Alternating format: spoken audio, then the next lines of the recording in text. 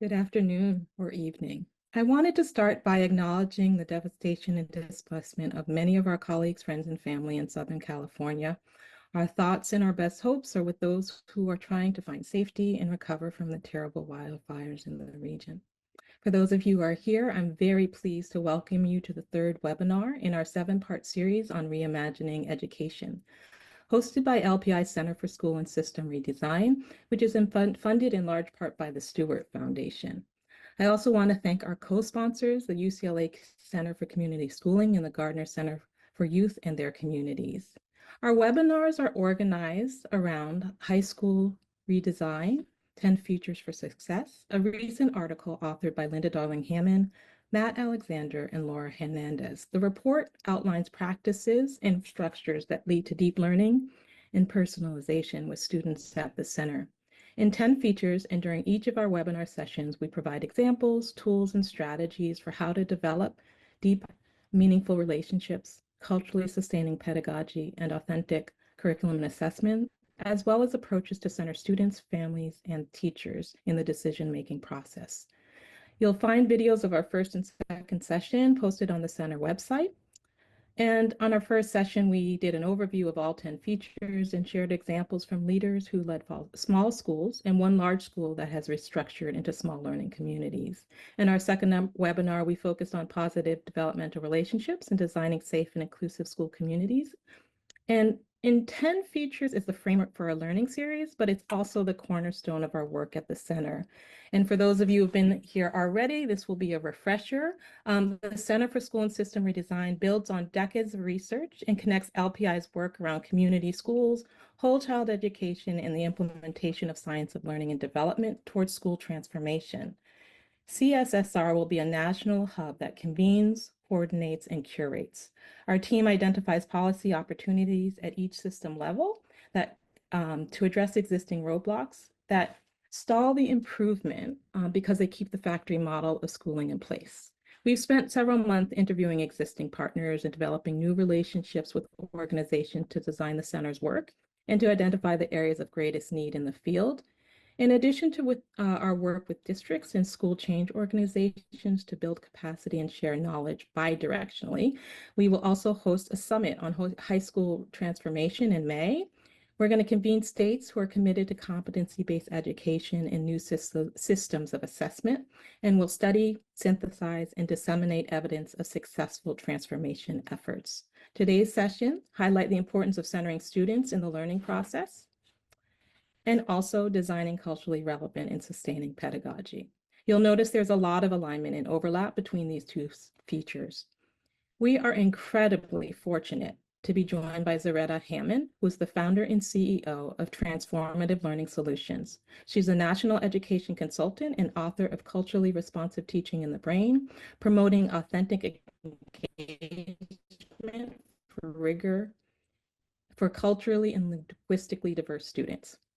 Zaretta holds a master's in education from the University of Colorado at Boulder and is a former high school and community college instructor. As a consultant, she's advised and provided professional development to school districts and nonprofit organizations across the country around issues of equity, literacy, and culturally responsive teaching for well over 25 years.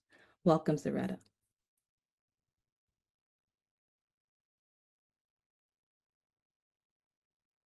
I'm here. It's like I waited all this time and then, of course, can't get my camera to stay on. All right, there we are. Hey, thank you for that, Cheryl. It is so good to be with you all and to really, continue the work that you all are doing and really talking about each of these features. So I'm excited to kind of share a really high level overview of kind of how the research kind of brings all this together around the science of learning. It intersects with the idea of culturally responsive teaching. So put a few slides together. We can talk about redesigning high school. And I'll start with just kind of stating, kind of the obvious is you talked about that factory model. One of the things that we know is schools are not in the place where they are providing the kind of um, powerful learning for all students. So I'm trying to advance my slide and it is not advancing. Thank you.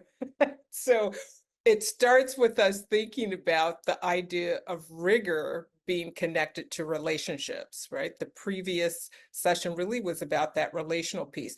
I do think a big challenge is we think about culturally responsive teaching only as the relational part, but I want to also integrate the rigor part of that. And it's not just a motivational issue. So we have to understand that the factory model of education really is kind of a pedagogy of compliance. And so it's really about, here's some information, digest it, regurgitate it, when that is not personalized learning, that's not deep learning. So what we know is scaffolding to the kind of rigor that gets students to that place really is about up-leveling the content as well as the instruction and building student capacity. So that's student agency, that's student interest, that's having students feel like their learner identity is not in conflict with their racial, linguistic, or their ethnic identity. So those are some of the tenets of culturally responsive teaching.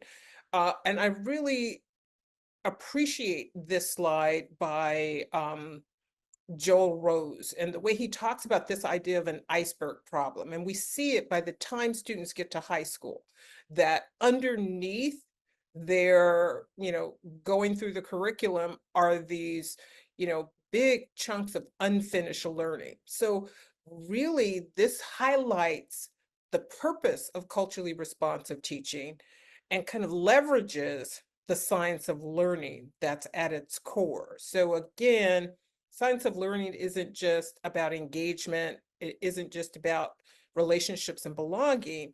Those are stepping stones to getting students to the place where they can accelerate their learning, close their learning gaps, feel confident and competent in moving forward. So as part of our redesign, we have to be thinking about how do we put students in the place where they are able to close their gaps with teacher support, with the environment supporting them. So this to me is where the science of learning is really powerful. The 8 pillars all are relevant, all find some expression in the core of culturally responsive teaching. So I think it's going to be part of the education of teachers, current teachers, future teachers, to better understand the science of learning and particularly its intersectionality with culturally responsive teaching. These are the 3 that I always pull out.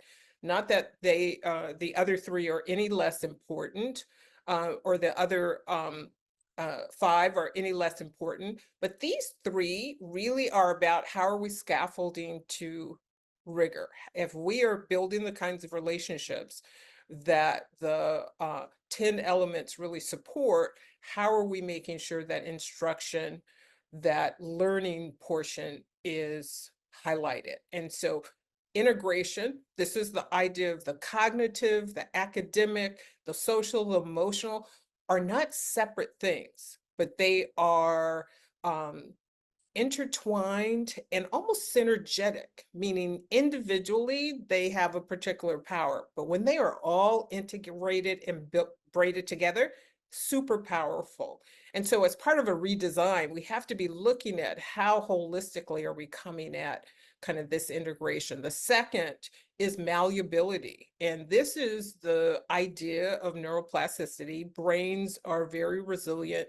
So thinking about the relational part, right? Our parasympathetic nervous system is really resilient in terms of stress, but that's only if we're in an environment of belonging. And that is one of the things that the science of learning tells us.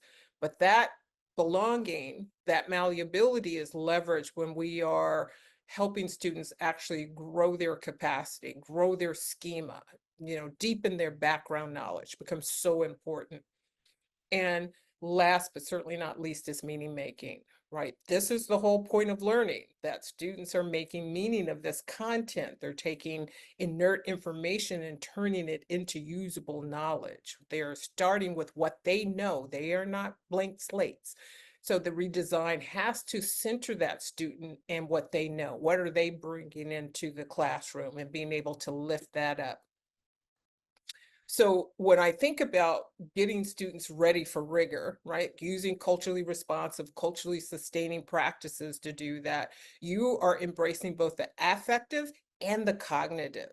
And so when we overlay the science of learning, what we start to see is that high trust, low stress environment creates opportunity for students to focus on the kind of information processing that comes with productive struggle. And because all learning happens through productive struggle, we cannot factor that out. That's part of what we know about the science of learning. And that's where the malleability comes in. And that comes together in terms of learning for understanding. So when we think about redesign at the high school level, thinking about how are we setting environments up that are low stress but high trust? How are we helping students make meaning of the content that they're getting, not by just, taking in disconnected information? So this is where culturally relevant content comes in. But knowing that it is mixed, you have to mix the new and the known. That's part of what we know about the science of learning, and putting that in relationship to students, the knowledge they have from their communities, indigenous knowledge that they may pass along intergenerationally. That is all very relevant and should come into play when we start to think about the design. And so what I want to say here is when we think about designing, we're designing both for anti-racist education and environments, but also cognitive capacity building of students, right? That we are the personal trainers of their cognitive development. It's not all just the curriculum, but it is the marriage of curriculum and instruction in ways that leverage the fact that students learn things outside of school. Students learn things in their communities and their community institutions. And how do we bring those into the classroom that are beyond kind of the performative things? So I kind of lean into what late Dr. Richard Elmore tells us about change and how change happens. Because if we want student-centered environments, then we really are going to have to think about that instructional core, right? And what he talks about is a lot of policy supports the buffering of things that might disrupt the work of teachers and students, right? That instructional core is so important. The teacher, the student, the content really coming together. But we also know that all these other structures need to go around it. One of the things I think is so critical is sometimes because we do have so much to rethink and reimagine, that we have a tendency to focus on those policies and not as much on the changes within that instructional core, beyond here's a new strategy we're using, versus how are we coaching students? How are we thinking about new routines? How are students talking? How are we not leaning into a pedagogy of compliance, right? Because one of the things that Elmore tells us is, and he says it here, instructional practices that improve student learning is complex, right? Requires high levels of knowledge and skill across a number of domains, right? And thinking about how the student masters the content, the attitude the student brings to it, and the pedagogy for connecting the content to how students learn. And it's interesting. I was a high school teacher back in the day, and I'm telling you, we did not get a lot around how students learn and how we leverage that. And this is what's so exciting about the information that LPI is putting out around the science of learning, culturally responsive practice, is we are making that connection and providing that for teachers in a way that hasn't been done before. So the Ready for Rigor framework that I developed some years ago, and this is how I was coaching teachers and leaders, and sharing with instructional coaches is those 4 quadrants. We're designing for awareness. This is where that anti-racist lens comes in. Learning partnerships. How do we not only have rapport with students and build that sense of belonging, but where do we have an alliance? Where now I am Mr. Miyagi, right? Wax on, wax off. So where are we partnering with students where the student knows that we are going to coach them, that they are going to get care and push, right? And so being able to understand the science of learning and what productive struggle is, where are we integrating that in our reframing? Focusing on information processing as the internal process that we want students to improve. That in many ways is the core of student-centered learning, not just that students feel comfortable, but they feel comfortable being stretched into their zone of proximal development. They feel like someone's got their back, they are being coached, they get feedback that is helpful. And all this takes place within a community of learners. And that is what we're talking about across the 10 elements. How are we creating a community of learners? The students understand that part of their job in high school is to be more powerful learners. So being able to kind of understand how that works. So this graphic kind of brings it all together in the way that we hope in the redesign, the reimagining of high school becomes dynamic. It's that the teacher really is the cognitive mediator. The student is the primary actor in the classroom, building the capacity to carry more of that cognitive load, the teacher mediating the content between knowing who the student is, understanding kind of the racial background, life experiences, linguistic backgrounds, cultural backgrounds, and knowing the content. And once the teacher is able to have that, the skilled teacher is able then to create an environment, instructional experience that is going to make learning sticky. And that's the activity that the student engages in, like the opportunity to talk through that, the opportunity to make meaning, the opportunity to pull things apart and put it back together. And more of that will be covered in, I'm sure, the deep learning part. But this is that intersectionality where we understand how all of these things come together and it's become so important. So yeah, that's my last slide. And just being able to kind of bring that overview together with kind of what we're going to hear from panelists who are actually living some of this reimagining and redesigning.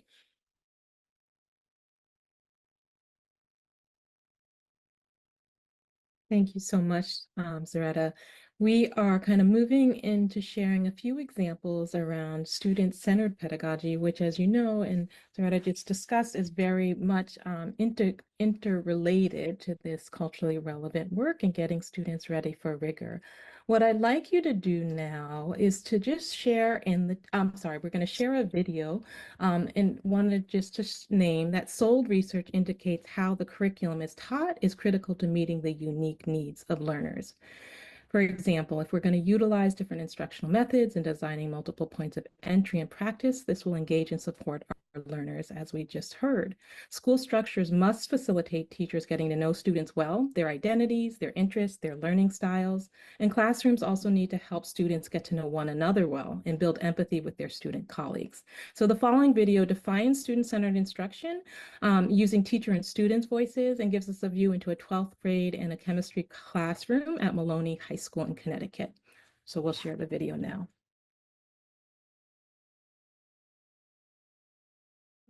Zaretta grounded us in the research that supports effective teaching and learning, and we saw a few examples of those strategies related in research in this video. What I'd like you to do now is just to share in the chat an aspect of evidence-based that stood out to you from the presentation or a practice from the video that you'd like to learn more about. So we're just going to take a moment to jot in the chat something that stood out from the research or something in the video that you were curious to learn more about. So feel free to post in the chat and to review some of the ideas and suggestions of folks in the room.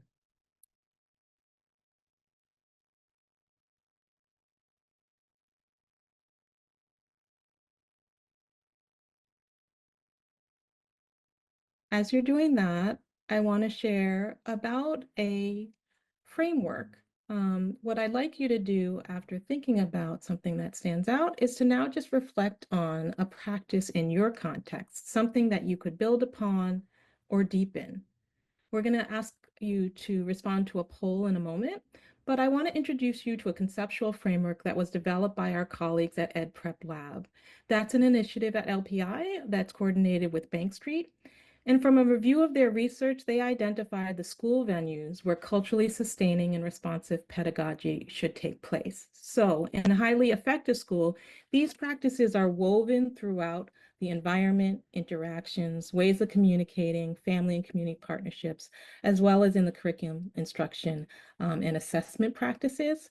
So using this frame, I'd like you to think about a bright spot in your practice or in your school context, and then think about which category it would fall within.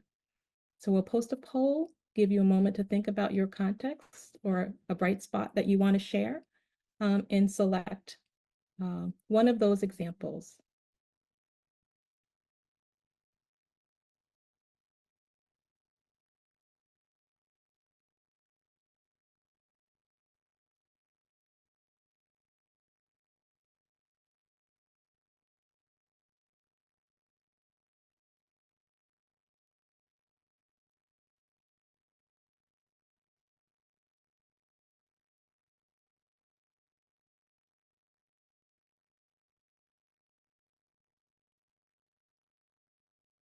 So I'll share the results of the poll in a moment, but I just want to say that some of the examples that come to mind, we hope you'll stay and share in greater detail about what those practices are that you've been engaged in.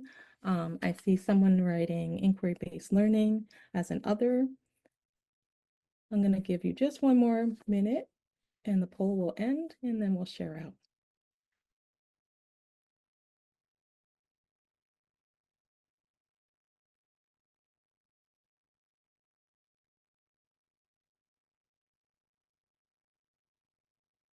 My colleague Barnett Berry is talking about how teachers who use effective CSRP practitioners spread their expertise with colleagues. Other folks are thinking about adaptations of expectations for young learners.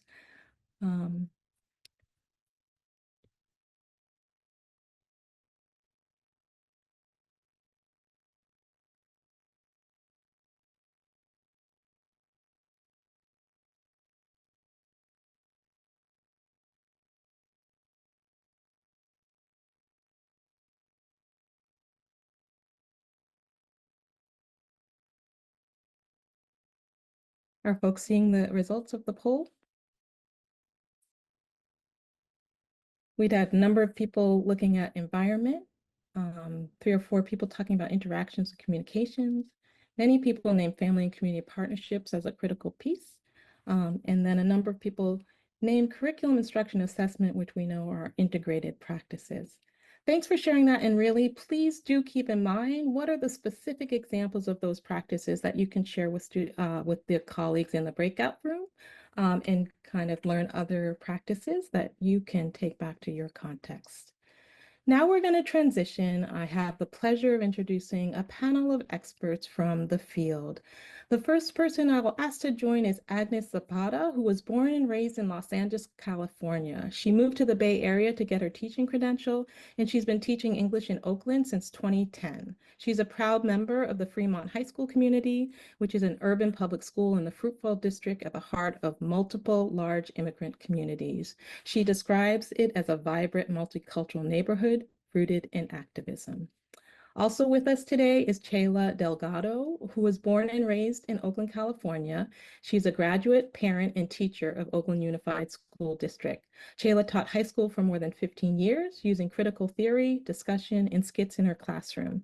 She is currently a faculty advisor with the Berkeley Teacher Education Program, where she supports student teachers in becoming the teachers our students deserve. And also, Dan French has joined us. He has spearheaded and continues to advise the Massachusetts Consortium for Innovative Education Assessment, which is a partnership of 8 school districts at their local teachers union. Dan was the executive director of the Center for Collaborative Education, where he led CCE's program development, advocacy, and communication with superintendents and district leaders and educational policy initiatives. He assisted BPS in expanding pilot schools within the district, and he later facilitated the implementation of the pilot model in LAUSD. We're really excited to be joined by all of you. We have about 20 minutes for questions. And so I'd like to just ask each of you to start off talking a bit about what are some high leverage practices that you've adopted to center students in learning or to design culturally relevant and sustaining pedagogy. So I'll ask Agnes to start us off. Okay, thank you for having me. And thank you for being here, everyone. I think that for me, one of the big practices that I use is definitely student to different versions of student to student collaboration. And I know that um sometimes when people ask about student collaboration and student discussion, sometimes they think of like very like big projects and huge assignments, like they're envisioning a Socratic seminar or like some massive project. But I think like from the start, helping students build even small collaborations, like just with 2 kids and then 3 kids and then 4, right from the beginning of the school year, that helps the students build trust with each other. And as it just moves, you can move on to more complicated things. Then they build more empathy with each other. And I think that sometimes, like in the video, it said it can feel chaotic when the more and more like connections are being made. But in reality, then they're starting to facilitate their own discussions and their own talks versus me as the teacher, just me collaborating with them one-on-one all the time, or me talking to the whole class all the time. So for me, that's one that I use like definitely from the start. I don't save it. We're gonna do this big project only at the end. Great, excellent. Taylor, do you want to jump in and talk about one of the practices that comes to mind in terms of engaging young people in this work? Sure. So, hi, y'all. Thank you for coming through at the end of the day. And I think what came to mind for me most directly was really was similar to Agnes is just having meaningful feedback and reflection practices in your classroom, right? So, it never, it never fails to disappoint me when folks talk about having culturally relevant classroom spaces, and then I walk in and students can't tell me each other's names. So I think that having classroom communities where there's constantly a practice of naming each other, understanding each other. Anytime you get together in a group, I sort of usually have a practice of like a whip around check-in, some kind of low stakes, community building question before we get into the content, and then really modeling as the adult in the space, getting feedback from students and being really transparent about that. So I teach both at the graduate level now, and I still teach a high school class, and I regularly get feedback from those high schoolers, and I'll and project the results of the Google form, right? And I'm really direct about, okay, y'all. So like last week, some of you said that this was engaging that we did on Wednesday, but then what we did on Thursday was less engaging. And so let me talk to you a little bit about why I did that and what we're going to do differently this week. And just sort of like taking some of the fear out of getting that feedback, being honest about it, and making it live for kids, that it actually does make a difference when they talk to a peer about, when you showed up in the group work yesterday and you had your head down, like that really impacted us as a group.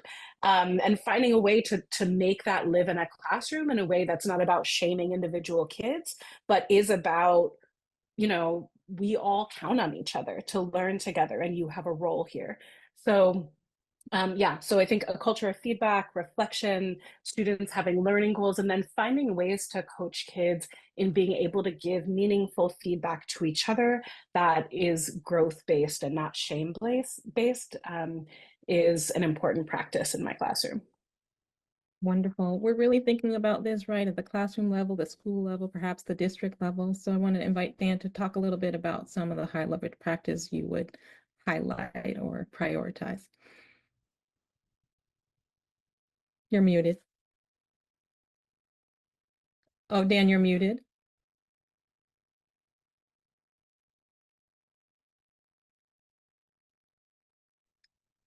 Great. Apologies.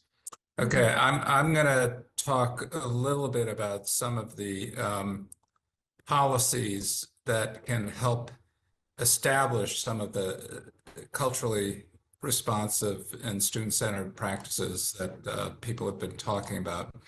So in many districts, there's so many policies, curriculum requirements, and other obligations, often well-meaning, that they can present obstacles to being more innovative. So one model of creating those conditions that support culturally responsive student-centered schools is what's called the pilot school model. And what I want to say is that the model doesn't guarantee culturally responsive schools and student-centered teaching, but it does remove the barriers and promotes the space and foundation for it to occur. So if you show the first slide, it's based upon the notion that educators and parents on the ground know the most about what students and their families need. And so pilot schools provide, similar to charter schools, but with teachers remaining members of the union,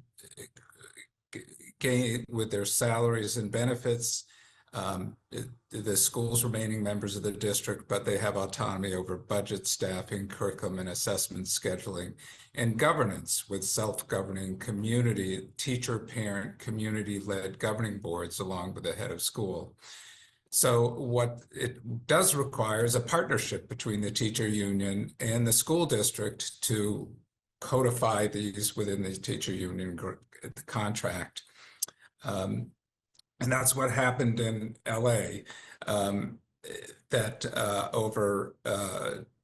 took 2.5 years of a community coalition of 30 organizations, mostly Latino organizations, that of flooding the school board and teacher union halls and meeting with school board members, the district, et cetera, before they were brought together, finally agreed to come to the bargaining table and create a contract. And out of that was born 40 pilot schools that currently exist. And I'll quickly just give an example of one of the schools is called Social Justice Humanitas Academy at Cesar Chavez Complex. So the school, something I haven't heard of in other places, but the school, every kid who enters the school, they take a survey of their love languages and a Myers-Briggs survey so that they have a sense right from the get-go of kids' learning styles and the ways in which each individual student needs to be supported. They have a vision of self-actualization, of becoming not only a good student, but a good person. In the words of Juan Miramontes, now a Berkeley senior who graduated from the school, the academics got me here, but it's the values and love Social Justice Humanitas Academy instilled in me that gets me through. So they have college prep interdisciplinary curriculum with a focus on social justice. They have a strong social emotional learning focus with advisories and other supports. And so those are some of the things that I think I've gone on enough, and I'll turn it back to you. Great. Thank you so much for those examples. I want to ask you to think about this idea of student relationships and teacher to student relationships, and also, of course, teacher to parent relationships. How do those different relationships inform culturally relevant teaching and learning practices? So how do we think about them? How do we kind of nurture them? What are the conditions that need to be in place? And how does that inform the design of curriculum and engagement? Anyone can jump in.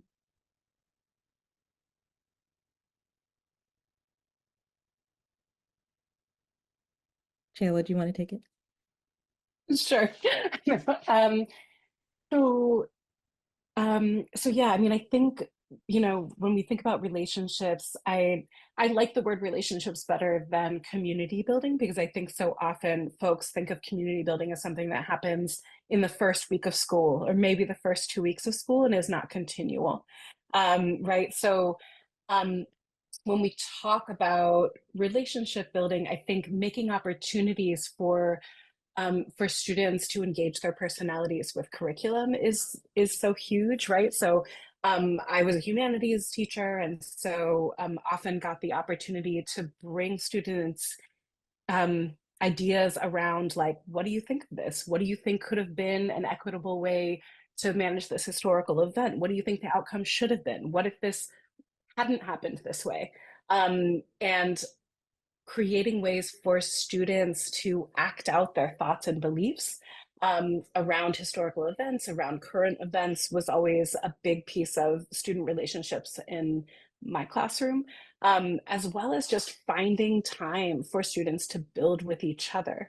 I think that we really miss a lot of opportunities in those like transition periods, in the time in the beginning of class and end of class, for students to be learning about each other. And I think any strong community-centered classroom, most students can tell you at least like 2 facts about any peer in there, right? And so finding ways for students to be able to interview each other, to you know, to sort of like play advisory games around, like, you know, what are the top 10 things that we know about each other? All of those elements can really help us build strong relationships with our students. So anyway, those are some thoughts, and then I'll pass it to other folks. Wonderful. Does anyone else want to think about the relationship between relationship building and culturally relevant teaching? Yeah, I just want to echo what Shayla said.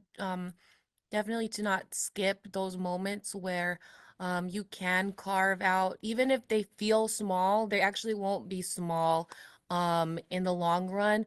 I remember like some of my students, they just have like, you know, like even one moment in the day in my class to just share to a partner what they thought about the reading. And I remember one student said while they were leaving class, well, I was guessing that that student might think this about the reading, but I also learned this other thing about the student they talked to, and they remember the student told me, and I felt really good. I learned a little bit more about my partner. I just didn't know that before. And sometimes the students just want that little nudge to like find a structure to get to know someone else even like a little bit more. And then I would also say, in terms of building relationships, to try to push the students and yourself to be more specific with each other. Sometimes like there's already a level of trust there that I realize, and I'll try to ask the students for feedback, and they're like, well, everything was good. I'm like, okay, well, what is something specific that you think is good about the lesson? Because maybe we can do it again. And I remember one time pushing a student with that question, and they thought, and you know, it's like a similar thing if I was on their essay, like, well, what do you think in your analysis, like, that you need to add, be specific. And so pushing them like, well, what's good about the lesson? And then they said to me, well, we had a visual, like a 2-minute video that really helped to me. And then I was like, oh, would that help you to do more, like have more visuals? And they said, well, maybe we could do one at least once a week. And then I remember we tried it the next week, and a different kid that I didn't speak to told another student, we overheard them saying, that was one of the best lessons I had. And so just like going through that process of like, okay, now we have that trust there. Let's try to be specific with each other and feedback so that we can actually make changes and make the class better for each other. Thanks so much for sharing that. And just Yeah. a quick quip is that what we do know is that students who trust each other and trust their teacher are willing to go to far greater lengths in learning and engaging than students who feel isolated within the classroom or don't feel a connection to their teacher and their fellow peers. Thanks so much. So I'm going to direct this to Chela. I'm wondering if you, and I think you've spoken to this to some degree, just examples of creating culturally responsive, sustaining classroom communities. I know you worked at Jude Jordan and may have an example from there, but then again, connecting that to kind of designing culturally responsive curriculum units or assessments. Yeah, so I mentioned the idea a little bit of taking students seriously as arbiters of ethics and really teaching history and current events from a place of possibility, right? Like that history, the way history happened was never inevitable at any given point, right? There were multiverses of possibilities that could have happened. And so one of the ways that I really sought to see, or continue to seek to bring cultural relevance into my classroom is to ask, questions about what you would have done in this moment. Who would you forgive in this historical event that we're studying? How would things be different if some little change had been made, if this person had survived, if that protest had been successful? Ranking the historical significance of different events. And so just a couple of specific examples that are coming to mind are actually I didn't lead this, but at my students' middle school, my child is in 8th grade, and his middle school teacher created a really cool assignment that she actually called the Metaverse assignment. And students were asked to imagine different possibilities of the colonial United States, right? So what if, Columbus had never arrived, not in the Americas, but anywhere near the Americas, right? What if Bacon's Rebellion had a more successful end? And students had to create historical artifacts about that alternate reality that had never happened, right? And at a school of pretty racially mixed school, but that has a significant Latinx population and a population of students who identify as Indigenous. It was a really powerful activity for them to be able to imagine these other possible realities that we might be living in. I also always encouraged students to place themselves in the center in terms of they created their own measurements and gauges. So we would do a current event activity in my US history class when we arrived at the present day moment, in which we would do an analysis of contemporary music videos. And we read different sources of feminist theory and co-created sort of a rubric of feminism, right? Like, so different elements, intersectionality, challenging gender roles, critiquing patriarchy and misogynistic violence. And then students would evaluate music videos that purported to be feminist and actually give them a grade. And they would present their music videos in the auditorium to other grades and assess, like, this is what we actually think about this art that's being put into the world under the label of feminist.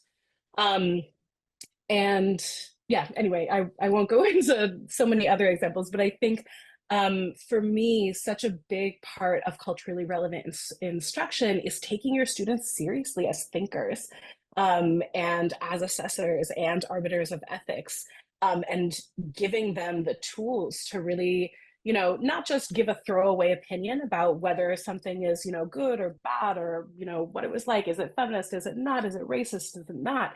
But to help them really lay that opinion out with evidence, and have a strong assessment and critique that is rooted in rigorous analysis. So yeah, for me, that feels like a really significant part of culturally relevant classrooms. I love that example because it gets to so many different things at once, and kind of to Soretta's point, kind of getting to rigor by making it relevant, applying their understanding, doing sophisticated critical thinking. And so I really appreciate hearing that particular example. Agnes, I wondered if you could talk a little bit about setting expectations for students and designing supports for them to be successful. So whether that's scaffolding or feedback, which I think Kayla spoke to, but just kind of giving them different entry points in the learning. What does that look like in your classroom?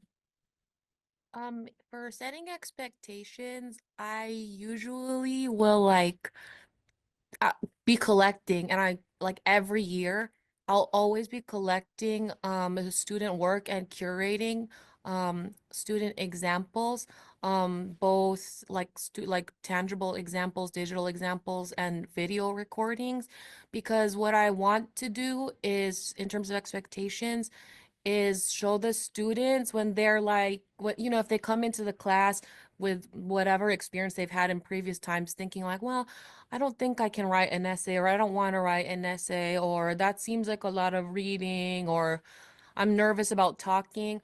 I want to show them an example of what we can do in our class together, that's from their peers.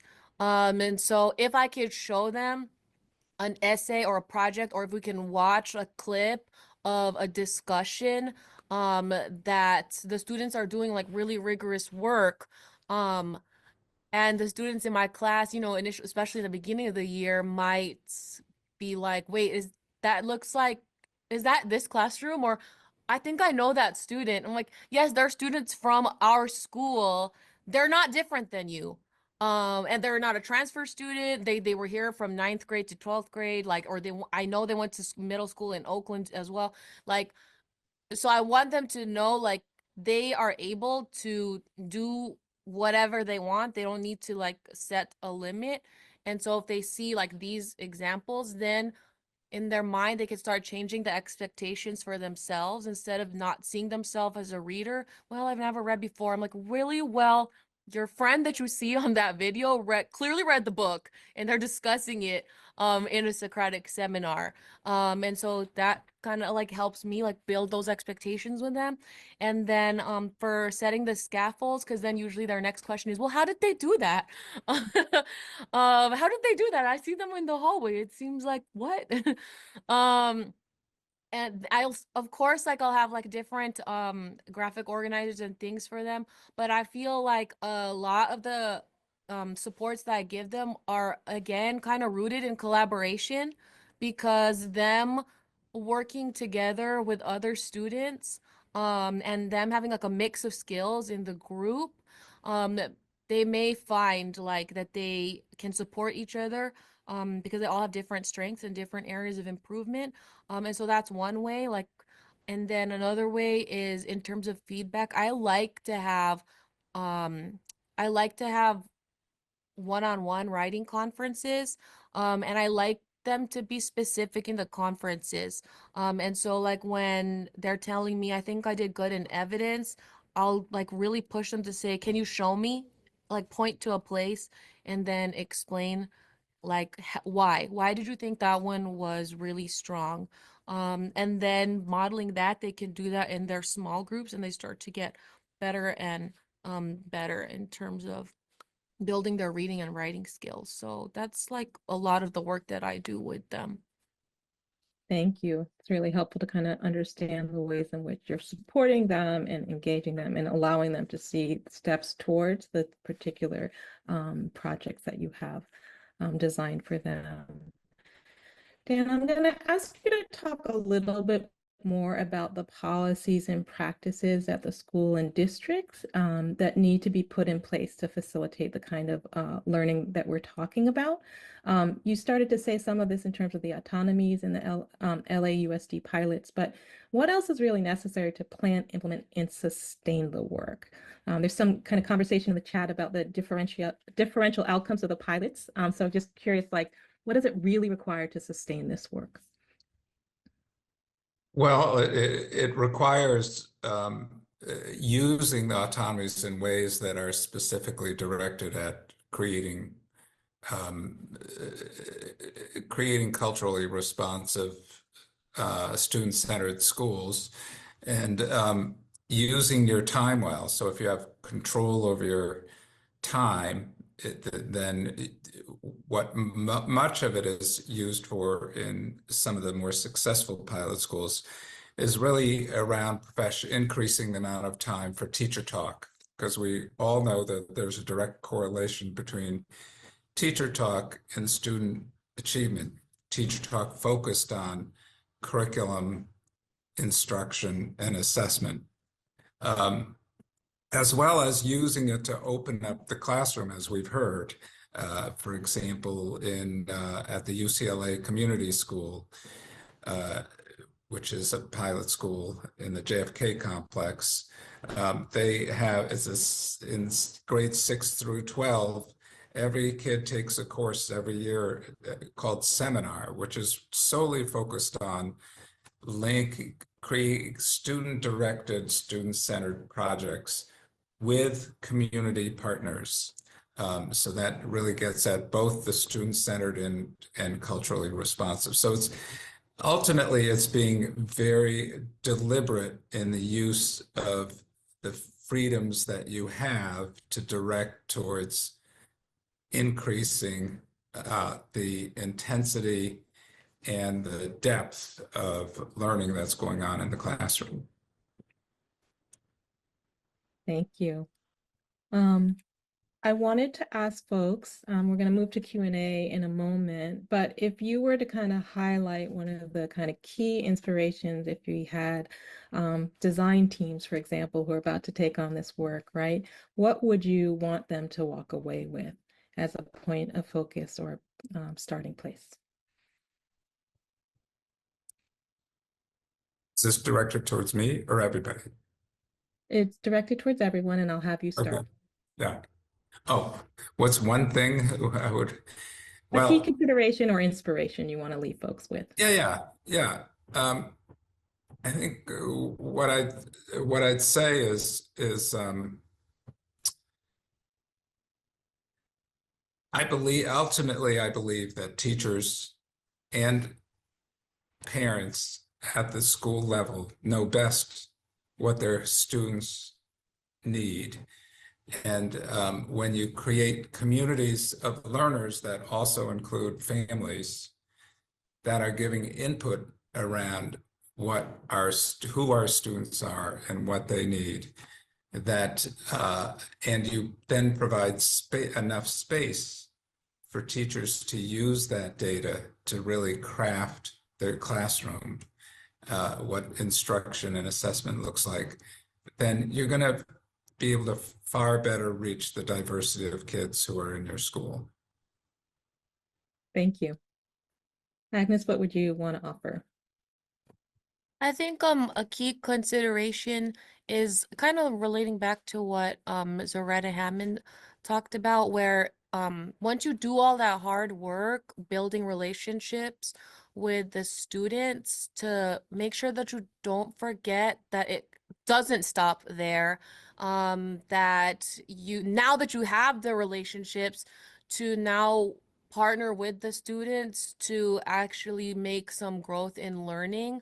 Because I think that sometimes, like in schools, sometimes when they stagnate or plateau, like it's like a really safe place, it's fun and everything, but then we don't see like growth in the learning. And so I think to make sure that that's not really where it ends, like, oh, I get along really well with all of my students, it's not really like the end. There's like a lot more steps to go, where the students and you can take learning a lot deeper. Reminder, it's a means to the end. We're about, right, improving the student learning experience. Taylor, what would you leave us with? I think I started by talking about a genuine culture of feedback with K-12 students, and I think there also has to be a genuine culture of feedback among adults. Like I tell my student teachers, I'm like, look, you can't expect to warm demand K-12 students if you can't warm demand your peers. I think sadly in teaching, so often we think a quiet classroom is a functional classroom where learning is happening, and that is not necessarily the case. And so I think we have to be able to be honest with each other and to grow as teachers, that like those of us who have some years under our belts and have made sometimes be in a place of complacency, that we need to be able to authentically visit each other's classrooms and walk in and have any adult, and classrooms should not be a private space. They should be a public space where, really we are accountable for people's kids. And so, you know, like folks should be able to walk into each other's classrooms and really ask questions around that idea that, you know, those ideas that like Hima was talking about, particularly around meaning making, right? So, you know, we might be sharing information with students, but any classroom, we should be asking each other, where are the missed opportunities for student meaning making? Where are the missed opportunities for student collaboration? And you know, any classroom we're looking at should be at least 50% we're hearing students' voices to the teacher's voice, right? Like we shouldn't have entire class sessions where teachers are talking at students. So, and those are hard conversations to have, right? Like folks feel really awkward about that, and it's hard to tell that to your colleague who may be a beautiful lecturer, but lecture shouldn't be every day. So, so I think that we, you know, school leaders need to really be cultivating constant opportunities for observation and having real conversations with each other about what we're looking for and how we can build more opportunities for student relationship, collaboration, meaning making into any class session. Wonderful, really well said. I'm going to go to some of the questions that our participants have offered. And so the first one is, where would you coach leaders to begin? What are some of the first steps that leaders need to take to establish student-centered practices? We've talked a lot about the classroom context and then policies that need to be in place, but in terms of how do we move schools, redesign schools towards this as school leaders? And teacher leaders, right? Potentially. Who wants to jump in on that? I'll ask Dan to start. How do you prepare school leaders? How do you coach leaders? How do you prepare them for this kind of teaching and learning and kind of supporting their teachers to engage in the ways that Chayla just named? Well, you bring them together, and you know what we did in Boston is, and we did in LA too, is first train new school leaders within to look at and place them in student-centered, culturally responsive schools, so they actually gain experience before they start up with their own leadership in a school.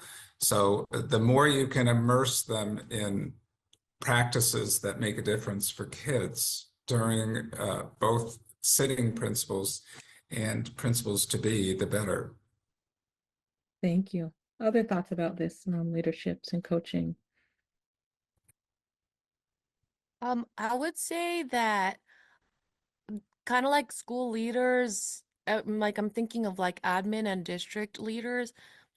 I feel like they're this like them with the teachers is like how the teachers are with the students, in the same way that we, the teachers, try to build relationships with our students and get to know our students and like try to figure out like what works best for them and how to support them. I feel like the same thing with school, like admin and district leaders, because I feel like there's so often where I've met different administrators or different district leaders, and they do not know the teachers serving the students. They have no relationships with them, and so it's hard to, like, the teachers don't trust them, so it's hard to make movement in the school because there's, after the students are the largest population in the school. After them is the teachers, and so if you can't build the students' trust, you're done for. If you can't get the teachers' trust, you're also done for. So I would say you must get to know not only the students, but also the teachers. Like, it can't be this district and admin never visit the teachers' classrooms. Like, they never build relationships with the teachers. Like, that's like, you're not going to go anywhere. Thank you. I'm going to move on to a question about the ways in which student-centered and culturally responsive pedagogy align with the community schools model. And I'll just point out a number of the pilots I think Dan mentioned are also community schools, right? And he talked about the process of that school design. So does anyone want to kind of think about community schools as a strong model for engaging culturally relevant student-centered work? Um, So one thing that I've seen community schools do in Oakland in particularly inspiring ways is using community organizations and partnerships as authentic audiences for student work, right? So one of the tragedies of schools, I think, is that so much of the beautiful and difficult things happen in these tiny classrooms, and other adults who might be community members or guardians never see what our young folks are capable of doing and thinking about. And so I've seen some of the more exciting things are at Oakland High School, which is a local community school last year, students in the Public Health Academy pathway actually published a book about their own individual cultures, relationships with health and medicine. And they did that through interviewing family members and then writing essays and publishing them. And they did a book launch at Merritt College in a local nursing program, right? And so nurses who are going to serve that community were able to hear about particularly the relationship of Southeast Asian students, Arab students, Black students, Latinx students, and their families' relationship to medicine and health locally, right? So that's one thing. I also recently at Castlemont High School, which is another community school in Oakland, students in the Urban Design Academy are working to design. There's a local mall, Eastmont Mall, that is no longer very utilized by the community. It's now kind of open space, and the city is trying to build a resilience hub there, right, which is a place where folks can go to take shelter from climate disasters. Students at Castlemont are designing elements of that resilience hub, and the elements of their designs are, in fact, going to be used in the creation of that resilience hub by the city and a local community organization who's facilitating that process. So, and in my classroom, we had an adult learning class, an English class on campus. And in our immigration unit, we had students interview adults about their immigration stories and then create children's books about their stories for those adults to read to their own children, right, who are learning English. So anyway, I think that there's lots and lots of opportunity to bring other adults in meaningful ways to the work that our students are doing. And they feel so much more excited to share their work. It feels so much more high stakes and important when they can share it in the community in these ways. I love that example, and also the feedback that they get, right? And that it's relevant immediately to their surrounding community. Another question that came up from our participants was around collaborative learning and how teachers or teaching teams can implement collaborative learning practices effectively.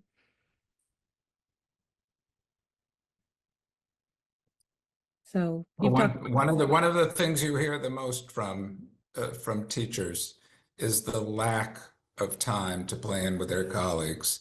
That's pervasive all over the country. And it's silly that we have a public education system in which so few hours, in Boston, it amounts to 1 hour a week that over the course of a school year that teachers have contractual time to meet. That you don't come up with the creative projects that we've heard from the two educators here without time for teachers to think together, plan together, be with one another, and talk about and share practices. So that's first and foremost. It's got to be bottom line. Teachers need way more time to collaborate together. Thanks.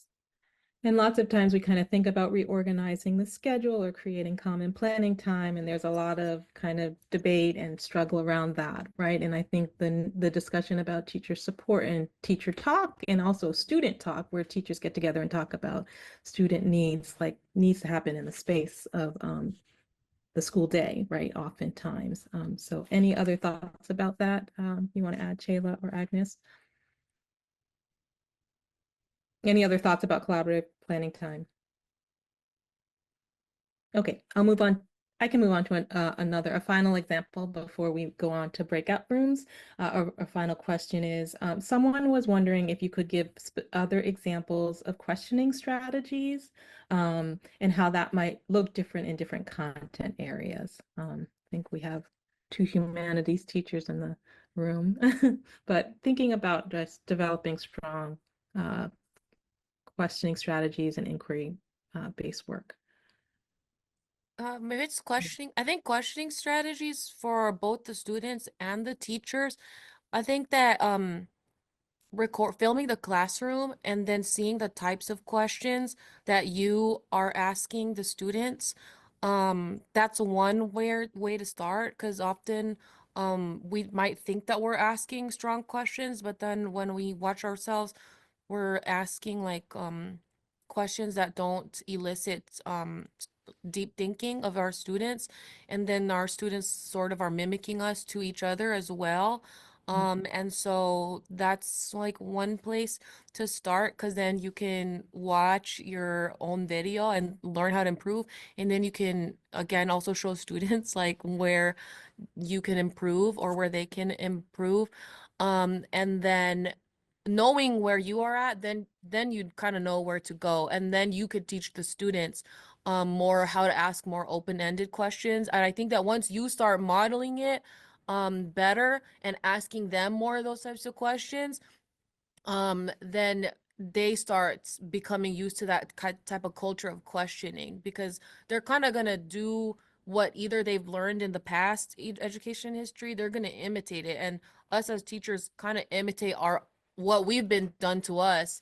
And so seeing like our own pattern and then analyzing it and then going from there, I think is one way to start improving the questioning patterns. Wonderful. Thank you all so much for the examples and sharing your perspective on this work. I'm going to bring us back together, and then I'll invite some of all of our participants to move into breakout sessions, and we'll have each of you and one of our LPI staff in those 3 breakout rooms. Okay, so I want to just thank everybody for being here today, particularly Zaretta Hammond, who led off, and our panelists here today. I wanted to talk about upcoming work that we will be offering another webinar next in February on the 11th in our 4th session of the learning series. And so just appreciate you being here, hoping that you're leaving energized about the possibilities of this work. On February 11th, the webinar is focused on authentic curriculum and instruction. In this session, my colleague Charlie Thompson will present research framing, and she'll be joined by a panel of experts, including Esther Solomon from Linked Learning, Devin Vodicka from LC Learning Center Collaborative, and Anisha, who was previously here at LPI and is now at Education First, as well as a high school teacher and an assistant principal. We are also offering a professional learning mini-series in January and February. The first one begins tomorrow, and it's on budgeting, staffing, and scheduling. The reason that we're doing that is that we know it takes deep work, engagement with our peers, and that some of these areas are really challenging. They require time, they require expertise and strategic thinking with one another. So these sessions, we've invited folks to join in pairs or in district teams. They're all an hour and a half.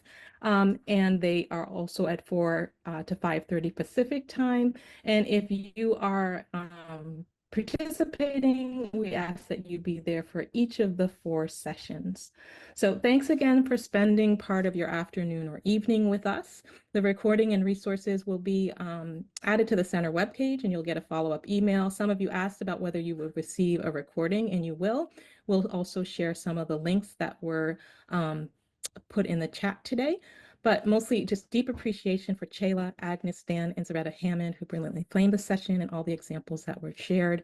I'm going to ask you to stay put if you're able to spend the next 10 to 15 minutes with us. But if you need to leave and kind of move on with your afternoon, evening, I will invite you to do so now, and then we'll set up our breakout rooms.